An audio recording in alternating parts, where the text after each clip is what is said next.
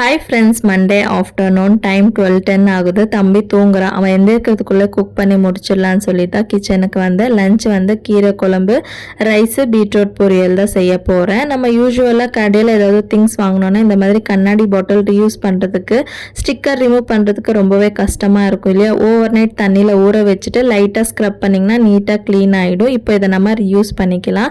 பருப்பு ஊற வச்சுட்டு கீரையும் கழுவ வச்சுட்டு அதுக்குள்ளே சரி துணி காய போட்டுட்டேன்னா நல்லா வேலை முடிஞ்சிடும்னு சொல்லிட்டு துணி காய போடுறதுக்காக போயிட்டேன். நான் வந்து குழந்தை ட்ரெஸ் எல்லாமே இந்த மாதிரி ஜிப்லாக் பேக்கில் தான் யூஸ் பண்ணுறேன். ஸோ தட் எலாஸ்டிக் வந்து லூஸ் ஆகாமல் இருக்கும்.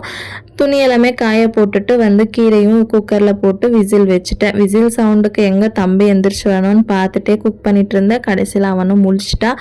அவனை போய் கொஞ்ச நேரம் ஃபீட் பண்ணிவிட்டு அதுக்கப்புறமா என்னோடய குக்கிங்கை வந்து ஸ்டார்ட் பண்ணிவிட்டு குழந்தைய பார்த்துட்டேன். 1:30க்கெல்லாம் முடிச்சுட்டேன். பட் சாப்பிட்றதுக்குள்ளே 3 o'clock ஆகிடுச்சு. ஆஸ் யூஷுவல் மாம் லைஃப் ஸ்டைல் இப்படி தானே இருக்கும். பாய்.